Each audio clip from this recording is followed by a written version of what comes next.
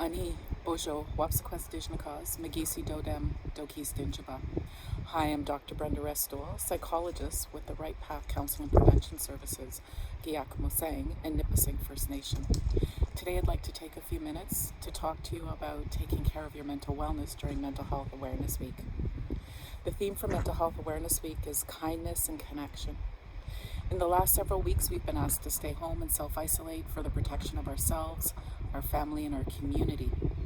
Self-isolation for many has felt like a sense of disconnection from our family, our friends, our team members from work, our community, and from important community events, whether that be births, loss of loved ones, or just gathering, like during the Little NHL. And so it's been a very difficult time. I'd like to encourage you to think about experiencing and connecting with the emotion of joy as part of Mental Health Awareness Week. Joy actually gives us a sense of happiness. In our brain, joy actually releases chemicals called serotonin and dopamine. These are the feel-good chemicals in our body that make us feel a sense of elevated mood or really happiness. And so when we are happy, we feel better about ourselves, we feel more hopeful about our future, and joy can also give us a sense of purpose and meaning from time to time. So when we connect with something that makes us feel happy, like spending time with our children, being out on the land, drumming, singing, praying, beading, doing many of these activities, it gives us a sense of connection to maybe who we are, our sense of identity. And so when we have joy, we feel much happier, we feel more connected to ourselves, to those around us, and to our sense of our identity. Being out on the land is another form of joy that we might encounter.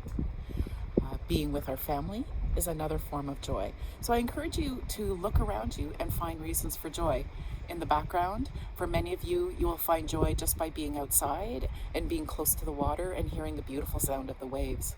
For others, it might be spending time with our family, doing things that we hadn't had time to do before. So some of us had spent time collecting maple sap. That could be one of them. For others, it's been going out in the bush and going for nature walks. For some, it's been exercising. So if you're not feeling joy, you might say, there's nothing to be joyful about. It's been a very hard time.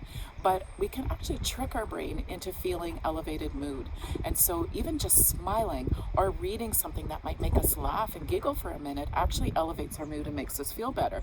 One of the neat things about joy is that it actually also improves the circulation in our body. So when we have improved circulation, it improves the health of our organs, and it actually boosts our immune system, so makes us more likely to be able to fight off viruses and illnesses and disease.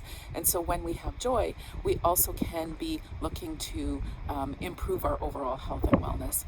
And finally, I'd like to say that by slowing down in these last few weeks, I've read many people talk about how they don't want things to go back to normal, that it was too fast, things were moving too quickly, and they didn't have time to enjoy the things they would have liked to have done. They wouldn't have had time to do things that they would have planned to do around their home or with their family.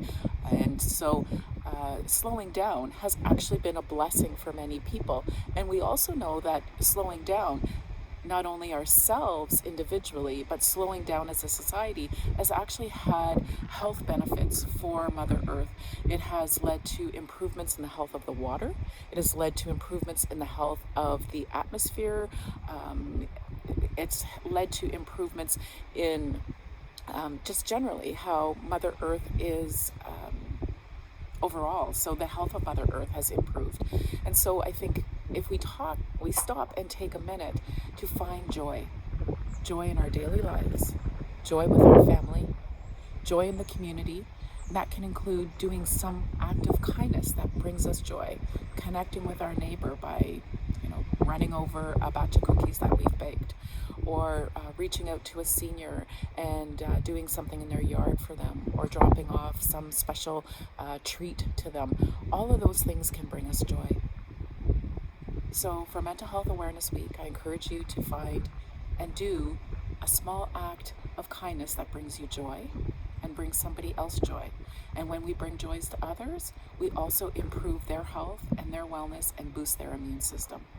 So let's find a moment to be kind, to find joy in our lives, to help others find joy in their life, and to improve the wellness of ourselves, our family, and our community.